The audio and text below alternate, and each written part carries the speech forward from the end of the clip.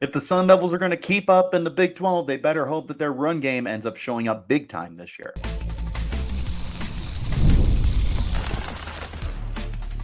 You are Locked On Sun Devils, your daily podcast on the Arizona State Sun Devils. Part of the Locked On Podcast Network, your team every day.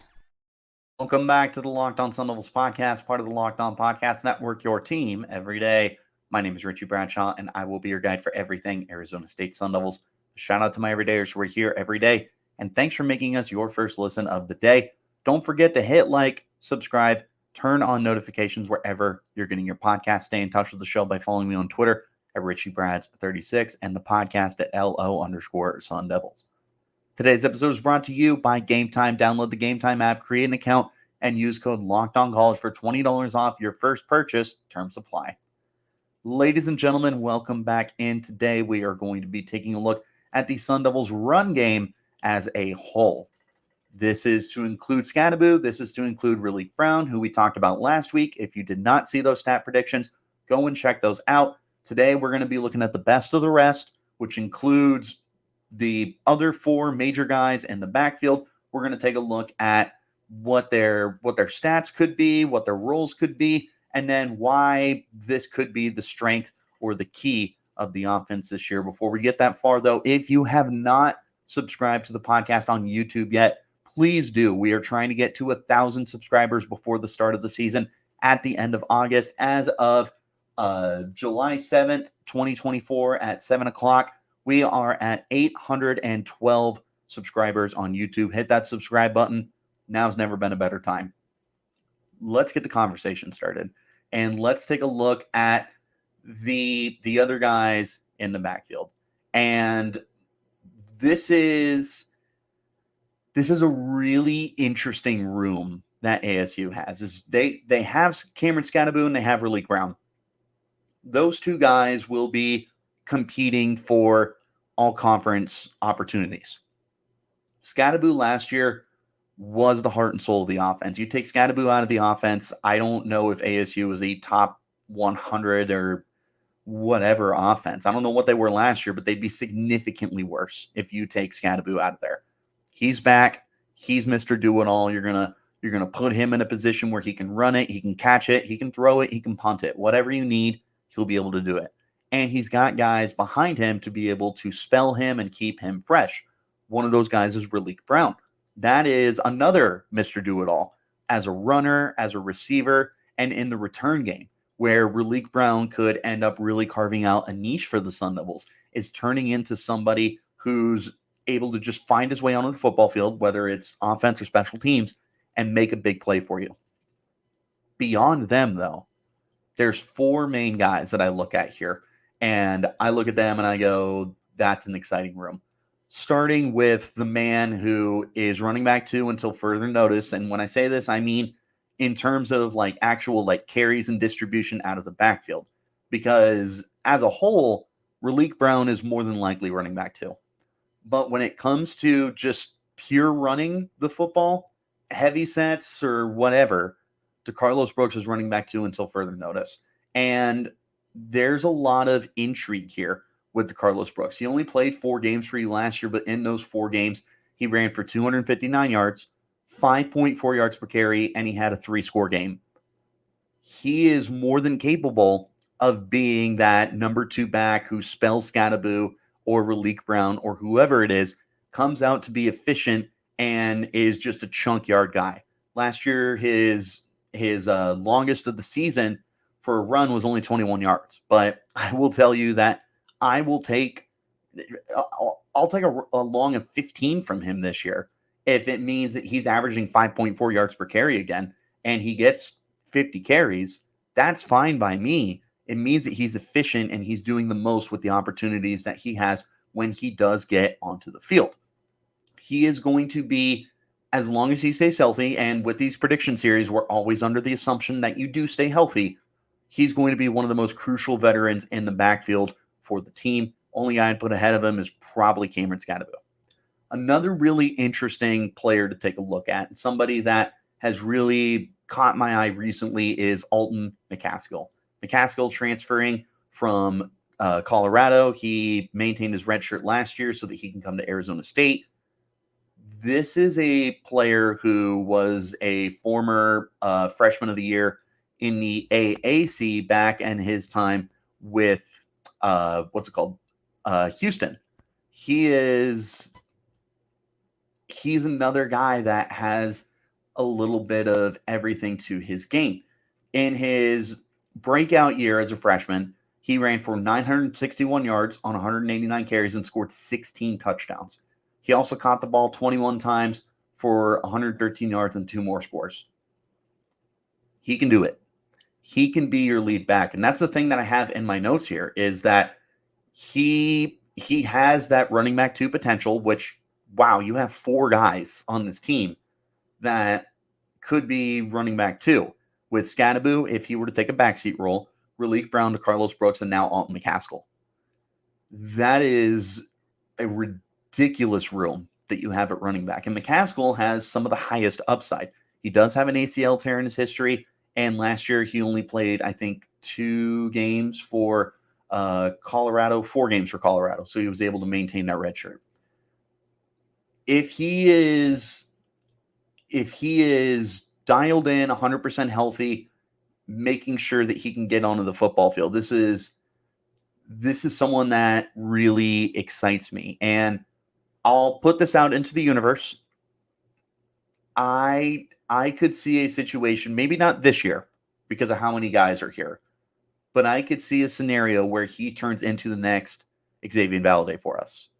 He's a big guy at 6'1", 210. He's a good runner. He's an efficient runner. If he can become a more efficient pass catcher, because he only had 5.4 yards per reception in his freshman year, if he's able to work on those things, I don't see any reason why he can't become somebody that crucial, that important, that dynamic for the Sun Devils. McCaskill, someone, by the end of the year, we're going to have a very interesting conversation about McCaskill, because DeCarlos Brooks is out of eligibility after this year. Cameron Skattebo, I believe, is out of eligibility. He may have one more year.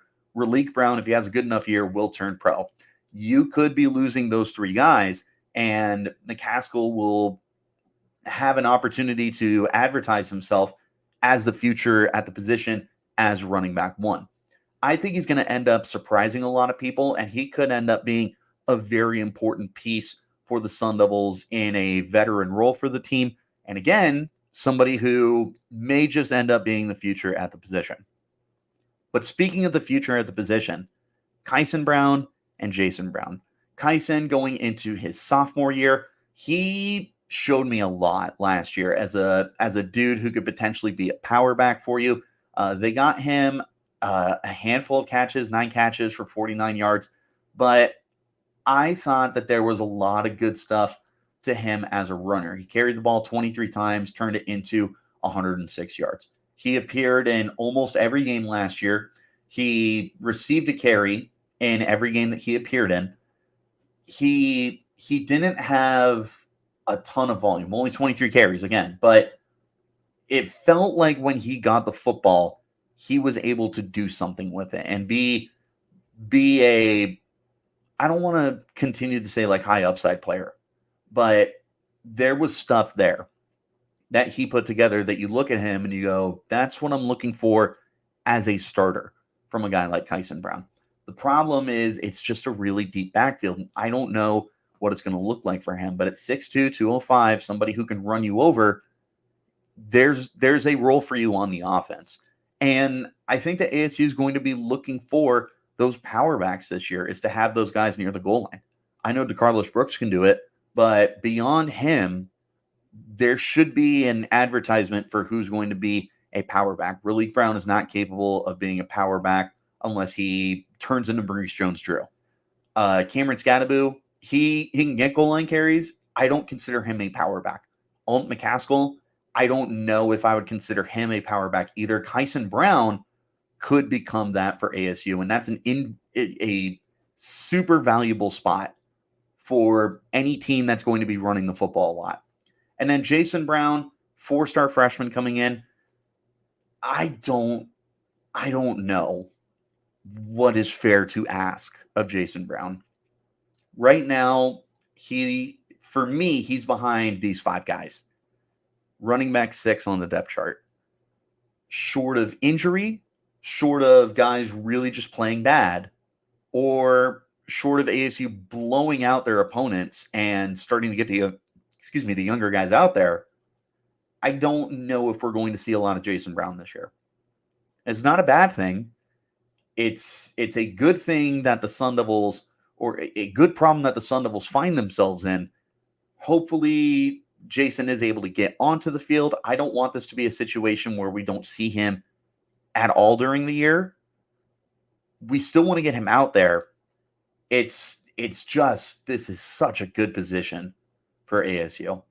It's going to be so difficult for anyone to get significant playing time out of the backfield. Besides Cameron Skattebo and Raleek Brown, these 4 guys are going to be competing for snaps. I think that DeCarlos Brooks, like I said, until further notice, he should be your number 2 back in terms of the carries. Alton McCaskill, I'll make a bold prediction and say the second half of the year he's going to take off. I think you're going to see ASU slowly figure out what works and what doesn't work in this backfield. And McCaskill is a talented enough guy and has shown in the past that he can be a very, very efficient and very exciting player. I'll say in the second half of the year, he absolutely takes off. And then Kyson and Jason Brown, there's an opportunity to get onto the football field for these guys. It's just not going to be easy. I'm excited to see how everything shakes out, but it's a great problem to have that ASU has in their backfield right now. But we're going to go ahead and take a look at some potential collective stats for the team, including yards and touchdowns, in just a moment. This is the Locked On Sun Devils podcast, part of the Locked On Podcast Network, your team every day. Got to talk to you about our friends over at Game Time Now. Game Time is an authorized ticket marketplace for Major League Baseball, making getting tickets even faster and easier because prices on the Game Time app are actually going to go down the closer it gets to first pitch. With killer last-minute deals, all-in prices, views from your seat, and their lowest price guarantee, Game Time takes the guesswork out of buying Major League Baseball tickets. You can save up to 60% by buying last-minute tickets, not just for sports, but for concerts, comedy, theater, and any other events near you. You can save even more on exclusive flash deals that are exclusive to the app on select seats ahead of the game or event. Zone deals will let you pick the section, and Game Time picks the seats to save even more. All-in pricing, toggle the feature. You're going to see the total up front, so no surprise fees are at checkout. You can get a panoramic view of your seat in the app before you buy, so you know what to expect when you arrive. And their lowest price guarantee means that Game Time will credit you 110% of the difference if you find tickets in the same section and row for less. And of course, the Game Time ticket coverage, you're covered. It's the most flexible customer service policy in the ticketing industry. Take the guesswork out of buying MLB tickets with Game Time. Download the Game Time app, create an account, and use code LOCKEDONCollege for $20 off your first purchase. Terms apply. Again, create an account, redeem code LOCKEDONCOLLEGE for $20 off. Download Game Time today. Last minute tickets, lowest price guaranteed. Wherever you're getting your podcast, hit like, hit subscribe, turn on notifications so you get an update whenever we post new content. Again, if you have not subscribed on YouTube, hit that subscribe button. We're trying to get to 1,000 before the season starts. We are at 812 as of July 7th. Help us get to that number. Back into our conversation and taking a look at the potential collective stats for ASU's running game. This is such a stacked room that you should be seeing, I won't say historic success, but within the last 10 years, this should be one of the best ground games that ASU has had. You should be able to stack it up to 2021 when Rashad White ran for 1,000 yards and Jaden Daniels ran for 700 yards.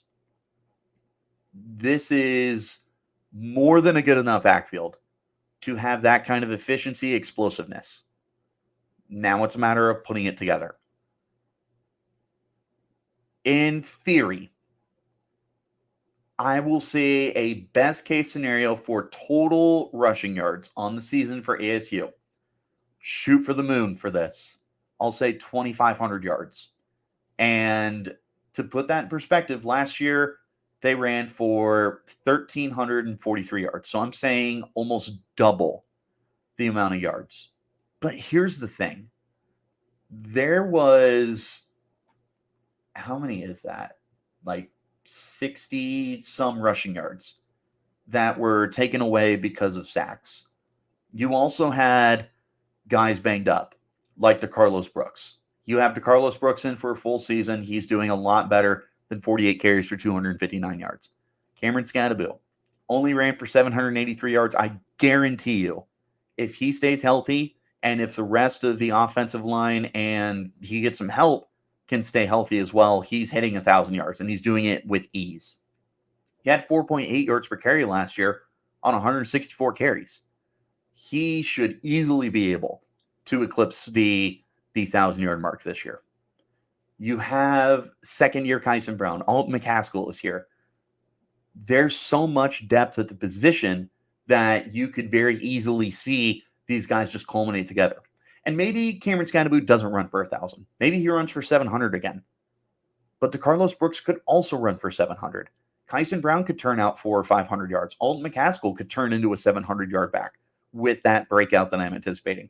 Who knows what you get with Raleek Brown? Maybe he's a 1,000-yard runner. Or maybe he's 500 yards. And you just stack these performances on top of each other, and it turns into a unit that collectively is running for 150 to 200 yards a game. That is such a high potential room. And to me, it's not difficult to envision everything clicking for this backfield. And it's not impossible. It's just not going to be easy. But this is attainable for ASU. That being said, the worst case scenario, the low, I'll just match what we did last year. I'll go a little bit more, and I'll say 1,400 yards. I think 1,500 is still a worst case scenario. I'll say 1,400. 1,300, I just don't think you're worse than what you were last year. But I'll say 1,400 and say that you essentially just kind of get the same results. You have Skattebo who is able to take over, but nobody behind him is able to contribute. That will not be the case this year, especially if ASU is able to stay in games and not find themselves down 2 or 3 possessions early in games where they have to abandon the running game. My overall prediction, I'm going to say 2,000 yards. This is too good of a backfield to not turn out 2,000 yards. Like I said, Skattebo should be able to sleepwalk to 1,000 yards this year. He easily would have hit it last year if he got the carries, but ASU was down in games and they couldn't run the ball. He should sleepwalk to 1,000. Even if he doesn't, if he matches last year, we'll round up and say 800 rushing yards from Cameron Skattebo.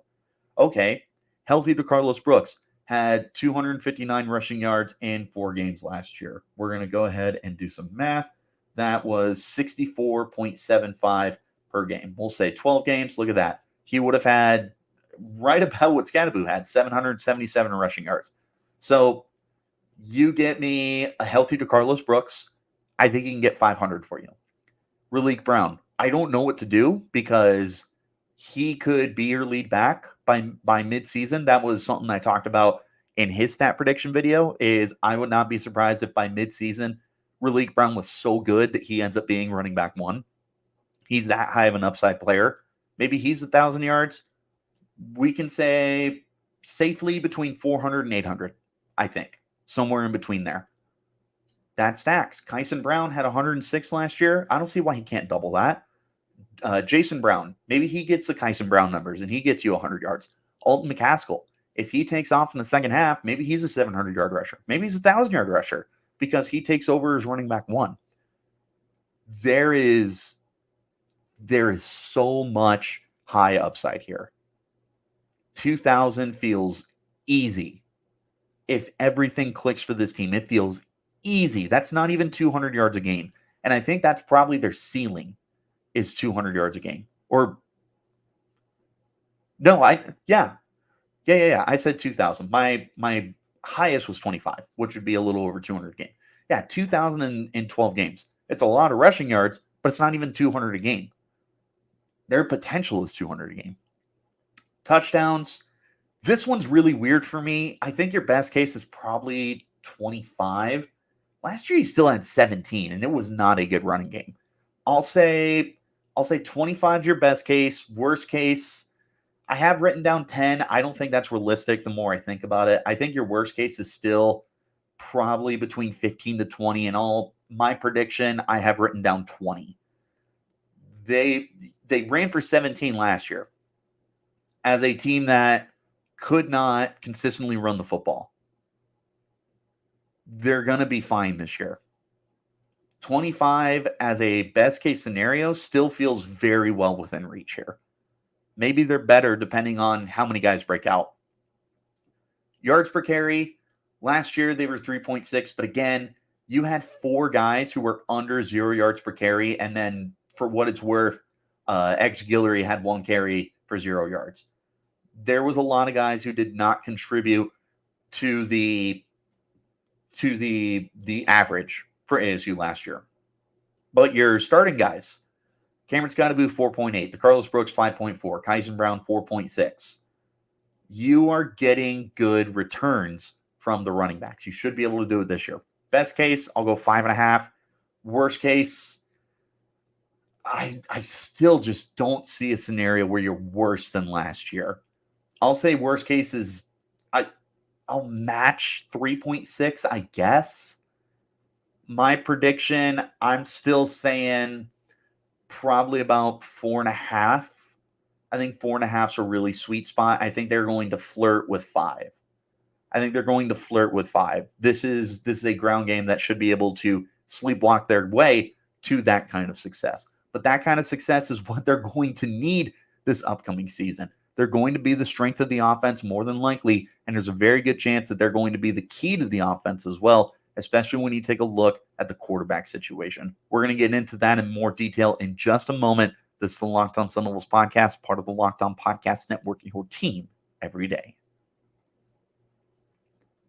One more time, wherever you get your podcasts, like, subscribe, turn on notifications so you get an update when we post new content.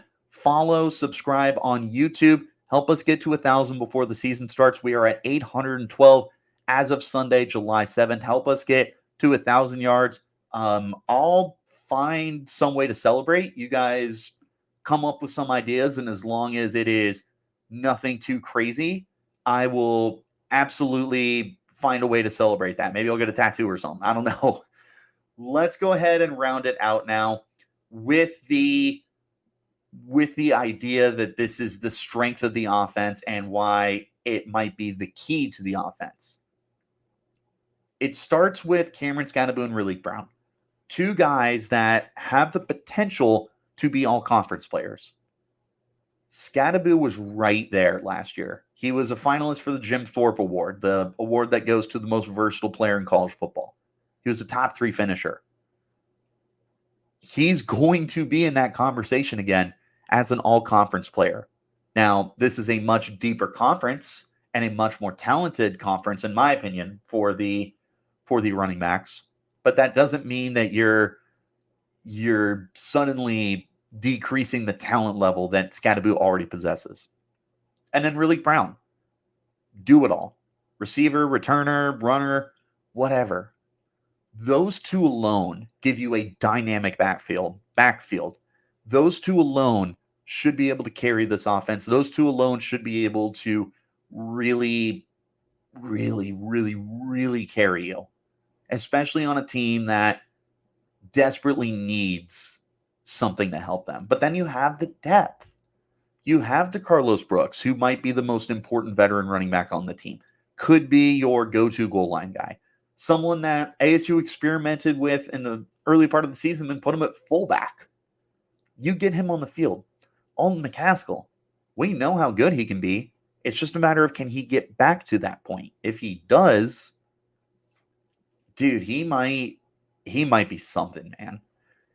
Kyson Brown, Jason Brown, they're potentially the future at the position. If these 4 guys all end up having good years. They could decide to go pro, or they may run out of eligibility in certain cases.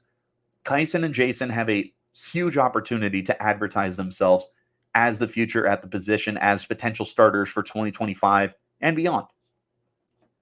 You have such good depth in the backfield, but you've also beefed up your offensive line. You brought in a lot of big dudes up front. You are returning several guys like Lee Fotanu, and Ben Coleman is coming back and 100% healthy. The offensive tackles got better. Hopefully Bram Walden's healthy, but you have Jalen Clem. Emmett Boley is back and healthy. You have Josh Atkins is coming in from Hawaii. This offensive line should be so much better than it was last year, provided it's healthy, because that was really the problem you had last year. But if they're healthy, this is a great offensive line. And great offensive lines typically result in really good running games. And with ASU having 6 guys who could be starters, you got to feel pretty good about that chance to field a running game that is that good. More importantly than anything else, though, is you have young or inexperienced quarterbacks. Trenton Bourguet, he's got, I want to say, probably about 15 starts under his belt. He is your most experienced quarterback. Sam Levitt, who will be the starter, played 4 games last year. Preferred walk-on, Navi Bruzon, this is his first year in college. This is a quarterback room. I suppose Jeff Sims has a lot of playtime experience. But outside of Sims and kind of Bourguet, this is a room that doesn't have a lot of experience. This is a young room. This is a room that, even if you include Sims and Bourguet, needs something to lean on as a strength, because you might not have a dynamic passing attack this year. Jordan Tyson, you're going to see pretty soon when we have a conversation about his stat predictions, has a 1,000-yard upside here. But he can also be a team leader at 500 yards. What you need to do at that point is have a strength and an identity to the offense that is likely going to be the running game. And it's probably the key to your offense. And quite frankly, you're in the conference of running games. I took a look at the top running games in the country. There were 5 teams from the Big 12 alone.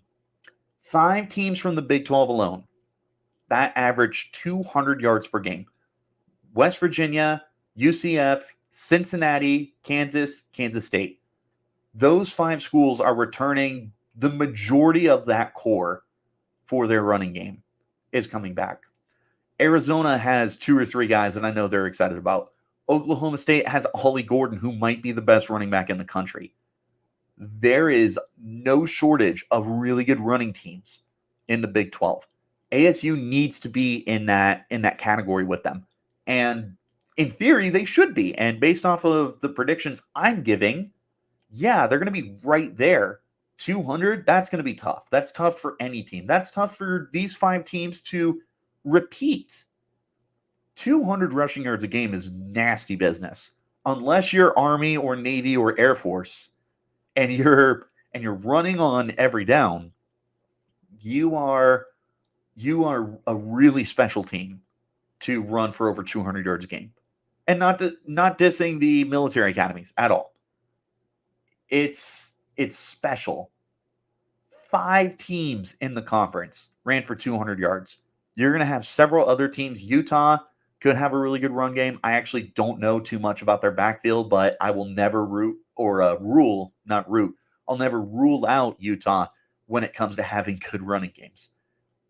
This is more than likely going to be your bread and butter and your identity on offense. It's going to be the key to the offense. It's going to be the strength of the offense. Where the run game goes, everything else should follow. If everything clicks, if everyone stays healthy, if everybody reaches their potential, things are going to hum very, very much, or very, very well. it could be a wonderful season from the ground game. We could see one of the best running attacks of the last 10 years for ASU. I will hesitate to say all time. Is the potential there? Sure, of course it is. You've got, for the 100th time on the show, you've got 6 guys who could be starters. There is a ton of upside here from this backfield. Everything clicks, you got something special. And if everything clicks, you're going to make life a lot easier on Sam Levitt and on the tight ends and on the wide receivers to try and get open in the passing game.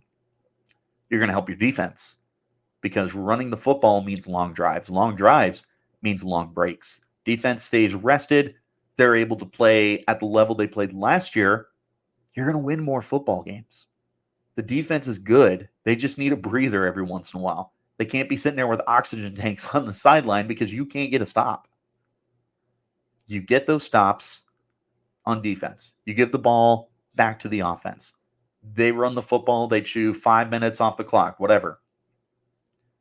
You are giving the whole team an opportunity to be significantly better than where you were last year. There's a lot that will hang on the running game this year. It's the key to the offense, key to the defense, not key to the defense, strength of the offense. And it could dictate how well the defense plays, how well the quarterbacks play, and how many games ASU wins this year. Everything works out. We talk about how difficult ASU's schedule is, but if you can run for 200 yards a game, you're going to be in control of a lot of games. It's not impossible for ASU. It's a very high upside room. And at worst, you're still better than where you were last year. And last year you were good. You just didn't have the results because you had to abandon the running game. This is a great room. This is a really great room. I want to know what you guys think. I asked you to give me your projections on Cam Skattebo and Raleek Brown previously. I want to know what's the best case scenario from this rushing attack in your opinion. Let me know in the comments. Is there anyone I'm sleeping on? You can hit me up on YouTube at Richie Bradshaw 36, the podcast at LO_Sun Devils. Wherever you're getting your shows, hit like, hit subscribe, turn on notifications so you get an update whenever we post new content. Again, hit subscribe on YouTube. Help us get to 1,000 subscribers. Guys, we have a very special week ahead of us as we are getting back into a full-time role for the podcast.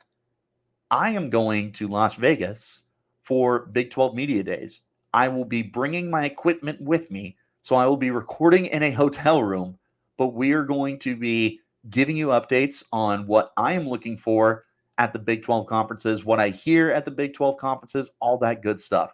So hit subscribe and turn on notifications. I'll keep you guys in the loop on everything that I find out and everything I know. I'll see you guys in Vegas. Till then, you keep it locked right here on Locked On